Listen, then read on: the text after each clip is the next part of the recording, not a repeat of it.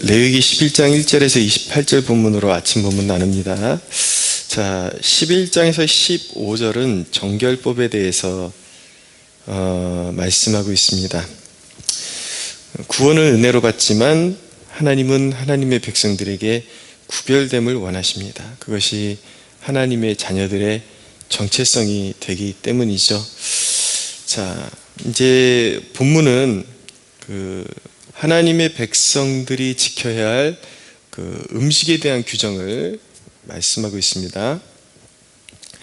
근데 좀 흥미로운 내용들이 나와요.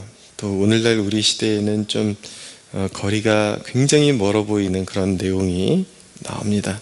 그래서 뭐 짐승들, 물고기, 그리고 곤충들 중에 어떤 것은 먹어도 되고 어떤 것은 먹지 말아야 되고 뭐 이런 내용들이 나타나는데 근데 성경의 내용은 분명히 우리에게 오늘날 우리 시대까지도 영적인 교훈을 주고 우리의 삶을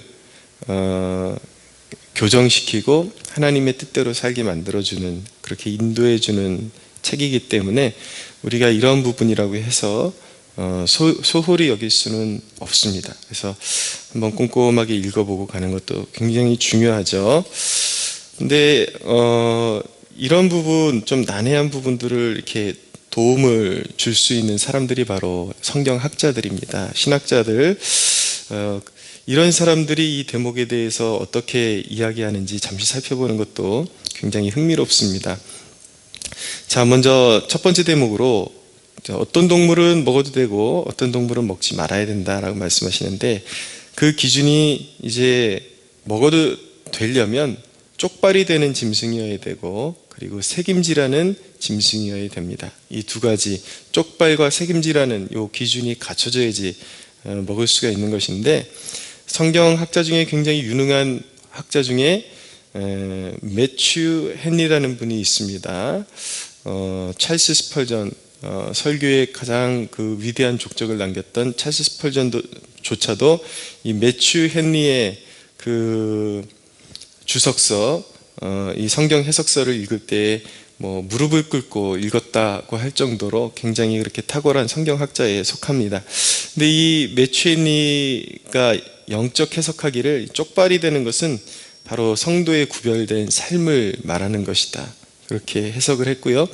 그리고 새김질은 바로 성도가 하나님의 말씀을 날마다 곱씹어서 이렇게 묵상하고 새김질해야 되는 것, 마음판에 새겨야 되는 것을 의미한다라고 그렇게 해석을 했습니다. 근데 이 쪽발이나 새김질이 두 가지가 갖춰져야지, 한 가지만 결격 사유가 돼도 이것은 먹을 수 없는 짐승이 됩니다. 일례로 이제 낙타 같은 경우 부정한 이유가 무엇이냐면 4절에 나타나는데 9분 갈라져 있어요. 근데 그러니까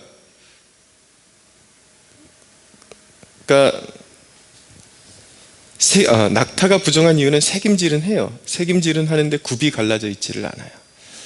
그 이유가 무엇이냐, 이게 부정한 이유는 무엇이냐면 하나님의 말씀에 대한 지식은 있는데 거룩한 삶이 없는 것, 이것은 부정한 것이다.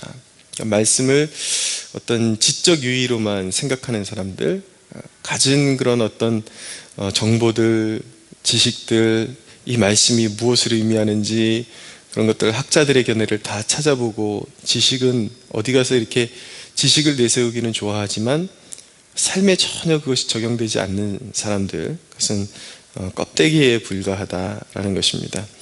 그 반대로 이제 새김질을 안 하는데 굽이 갈라져 있는 짐승들도 있습니다. 거룩한 삶은 있는데 말씀에 헌신되어 있지 않아요. 이것도 하나님이 부정한 것으로 보시죠. 굉장히 도덕적인 삶, 그리스도인은 도덕적인 삶을 살아야 돼, 그렇게 강조하지만 하나님의 말씀이 아니라 자기 양심과 자기 생각에 기인된 사람들, 이것은 자기의죠. 하나님과 관계없는, 그리스도인의 거룩한 삶의 동기는 반드시 하나님의 말씀이어야 한다라는 것을 보여주고 있는 것입니다. 크게 두 번째 대목으로 가면 이제 물고기, 먹을 수 있는 물고기와 먹지 말아야 될 물고기에 대한 그런 목록이 나오죠. 네.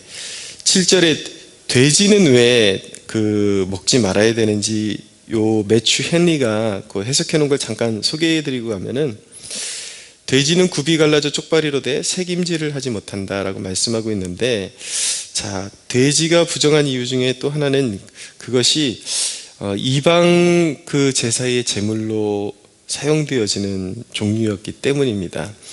그리고 특성상 돼지는 자기가 알아서 더러운 오물에 이렇게 들어가서 뒹구는 그런 습성을 가지고 있죠. 굉장히 부정하고 어떤 더러움을 상징하는 그런 동물이 되기 때문에 이런 것은 먹지 말라라고 말씀하신 것이죠. 그래서 오늘날 그대로 이렇게 돼지고기 먹지 말라는 말씀으로 적용되기보다는 그 영적인 특성상, 그 습관, 돼지의 습성상 그런 삶이 성도의 삶이 돼서는 안 된다. 성도의 삶은 결코 더러운데 자발적으로 자주 들어가서 뒹굴고 이런 삶이 될 수 없다라는 것입니다. 그래서 그 다음에 이제 물고기에 대한 내용이 나오고 있는데, 물고기는 지느러미와 비늘이 있는 것을 먹을 수가 있게 해주셨습니다. 근데 지느러미와 비늘이 없는 것은 먹지 못하게 하셨어요. 그것이 10절에 나타나고 있는데, 그 이유는 이제 성경학자들은 이게 이제 장어 같은 경우는 뱀에 가깝게 생기지 않았습니까?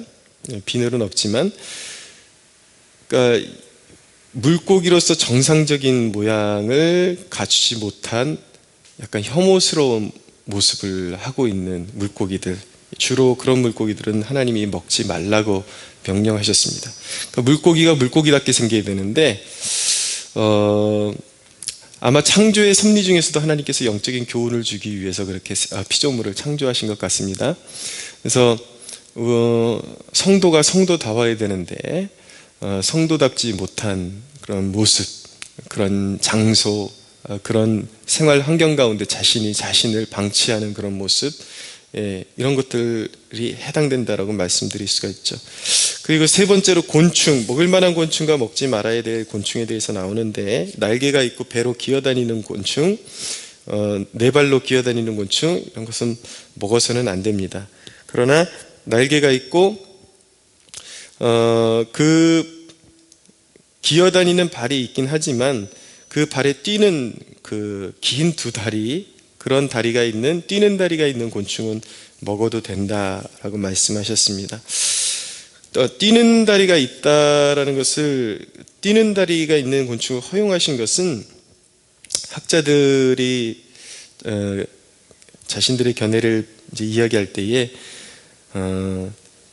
땅에만 기어다니지 않고 공중으로 뛰는 이 습성이, 이것이 성도가 지향해야 될 삶을 상징하고 있기 때문이다, 그렇게 이야기를 합니다. 그러니까 성도는 이 땅에 속해 있기 때문에 어쩔 수 없이 땅에 이렇게 흙을 몸에 묻히고 살아갈 수밖에 없지만, 뛰는 다리가 있어서 하늘을 소망을 삼고 살아가는 그런 존재와 같아야 한다. 그러니까 이 땅에 속해 있지만 그리스도인은 늘 하늘을 바라보며 하늘을 소망하는 존재가 살아야 된다라는 것을 의미한다고 보는 것이죠. 자, 이런 이제 영적인 해석들이 이제 가능하다라는 것을 말씀드렸는데, 이 전체의 포커스는 무엇인가? 한마디로 말씀드리면 거룩입니다. 거룩. 하나님의 백성들은 거룩해야 된다라는 것을 강조하고 있는 것입니다. 자, 하나님은 두 가지 거룩을 굉장히 중요하게 생각하시는데, 하나는 내면의 거룩을 우리에게 요구하십니다. 믿는 자들에게 하나님의 자녀들은 마음속에 하나님의 말씀을 담고 그리고 신실함을 담아야 합니다. 두 마음을 품는 자들, 이랬다 저랬다 뒤집는 그런 성격, 하나님 별로 그렇게 좋아하지 않습니다. 신실해야 되고, 또 그 신실함으로 하나님을 섬기기를 원하시고 세상 것으로 차 있으면 안 되는 것이죠. 깨끗하게 그렇게 마음을 보존할 수가 있어야 되는 것입니다.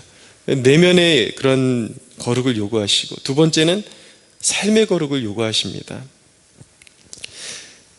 이제 하나님의 자녀로 거듭나게 되면은 죄에 대해서 거부하는 심령이 생기게 되죠. 그 마음 가운데 죄에 대해서 거부하는 심령이 있다면 당연히 삶 속에 그 마음이 나타날 수밖에 없는 것입니다. 마음이 하나님께로 향해 있다 그러면서 삶이 구별되지 않는 것은, 그것은 가짜인 것이죠. 그것은 잘못된 것입니다. 그래서 진정으로 삶의 거룩을 추구하는 사람은 어떤 일을 하든지 이거 할 수도 있잖아요. 이게 천국 가는데 무슨 상관이야, 이런 식으로 늘 세상 것을 몸에 담기 위한 정당성을 찾는 것이 아니라 항상 자신의 인생의 포커스를 어떻게 하는 것이, 그리고 무엇이 하나님을 더 기쁘게 하는가에 주안점을 두고, 부정해 보이는 것은 할 수 있는 한 가능한 한 최대한으로 하지 않으려고 하고, 하나님이 조금이라도 기뻐하실 만한 일들은 어떻게 해서든 찾아서 하려고 하는 그런 삶의 자세를 가지게 되어 있는 것입니다. 이런 내면의 거룩함이 삶으로 드러나야 된다는 것이 서신서, 신약성경에도 누누이 그렇게 강조되고 있습니다. 그리스도의 보혈로 씻김을 받은 하나님의 자녀들, 어떻게 거룩한 삶을 추구하면서 살아야 되는가, 그것이 바로 이제 그 서신서에 보면 항상 앞부분은 교리적인 면으로 되어 있고, 뒷부분은 우리가 실천해야 되는 그런 거룩의 실천 목록으로 되어 있는데, 잠시 소개해드리면 에베소 4장 25절 이하에 보면, 그런즉 거짓을 버리고 각각 그 이웃과 더불어 참된 것을 말하라. 이는 우리가 서로 지체가 됨이라. 분을 내어도 죄를 짓지 말며 해가 지도록 분을 품지 말고 마귀에게 틈을 주지 말라. 도둑질하는 자는 다시 도둑질하지 말고 돌이켜 가난한 자에게 구제할 수 있도록 자기 손으로 수고하여 선한 일을 하라. 무릇 더러운 말은 너희 입 밖에도 내지 말고 오직 덕을 세우는데 소용되는 대로 선한 말을 하여 듣는 자들에게 은혜를 끼치게 하라. 주로 이 입에 대한 그 거룩을 되게 강조하고 있죠. 하나님의 성령을 근심하게 하지 말라. 그 안에서 너희가 구원의 날까지 인치심을 받았느니라. 너희는 모든 악독과 노함과 분냄과 떠드는 것과 비방하는 것을 모든 악의와 함께 버리고 서로 친절하게 하며 불쌍히 여기며 서로 용서하기를 하나님이 그리스도 안에서 너희를 용서하심과 같이 하라. 자, 5장에 보면은 음행과 온갖 더러운 것과 탐욕은 너희 중에서 그 이름조차 부르지 말라. 이는 성도에게 마땅하니라. 누추함과 어리석은 말이나 희롱의 말이 마땅하지 아니하니 오히려 감사하는 말을 하라. 너희도 정녕 이것을 알거니와 음행하는 자나 더러운 자나 탐하는 자나 곧 우상 숭배하는 자는 다 그리스도와 하나님의 나라에서 기업을 얻지 못한다 라고 말씀하고 있습니다. 세월을 아끼라. 때가 악하니라. 그러므로 어리석은 자가 되지 말고 오직 주의 뜻이 무엇인가 이해하라. 술 취하지 말라. 이는 방탕한 것이니 오직 성령으로 충만함을 받으라. 시와 찬송과 신령한 노래들로 서로 화답하며 너희 마음으로 주께 노래하며 범사에 우리 주 예수 그리스도의 이름으로 항상 아버지 하나님께 감사하며 그리스도를 경외함으로 피차 복종하라 라고 말씀하고 있습니다. 모든 삶 가운데 말과 언행과 어떤 추구하는 그런 습관들, 추구하는 것들, 이 모든 것들에 거룩을 추구하라는 하나님의 명령인 것입니다.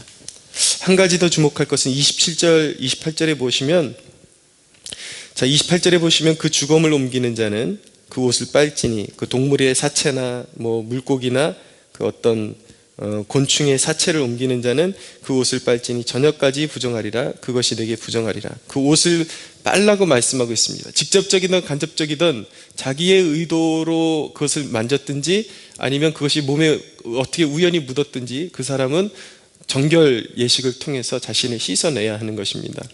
이것이 번거로운 것 같이 보이지만 하나님께서 부정해지고 더러워진 자기 백성들을 다시 씻어주셔서 영적으로 회복시켜 주시기 위해서 마련하신 제도라고 말씀드릴 수가 있는 것입니다. 중요한 것은 내가 의도하지 않은 죄, 그런데 그렇잖아요. 내가 먼저 시비를 건 것이 아닌데 누군가가 나의 어떤 마음의 한 부분을 건드려가지고 확 폭발해버리거나 아니면 내가 의도하지 않아도 어떤 더러운 그런 것들에 몸담게 되거나 그랬을 때 그것을 깨달았을 때 어떻게 되는가, 자기가 의도하지 않았다 해도 그 잘못들 철저하게 하나님께 회개하며 나아가야 하는 것입니다. 정결의식은 회복의 은혜입니다. 우리 성도들에게 하나님께서 주신 놀라운 은혜, 보혈의 은혜. 우리 성도들은 그렇게 죄 가운데 죄가 만연한 세상 가운데 살아가지만 우리 성도들이 살 수 있는 은혜는 무엇이냐면 날마다 그 죄를 씻어낼 수 있는 보혈의 샘을 우리에게 허락해 주셨다라는 것입니다. 그리스도는 우리의 죄를 정케하시는 우리의 구원자이시고 우리의 피할 바위시며 산성이 되십니다. 여러분, 죄가 생각날 때마다 마음의 것을 방치하고 쌓아두면 마음이 강팍해지고 하나님의 음성에 둔감해지게 됩니다. 결국 죄가 죄를 더 짓게 만들고 결국 영적인 파멸의 길로 인도하죠. 작은 죄라도 계속해서 씻어내십시오. 죄를 깨달을 때마다 우리 주님 되신 예수 그리스도의 보혈의 샘에 계속해서 씻어내서 정결한 그리스도의 신부로 준비되어지는 저와 여러분들 되시기를 예수님의 이름으로 축복합니다.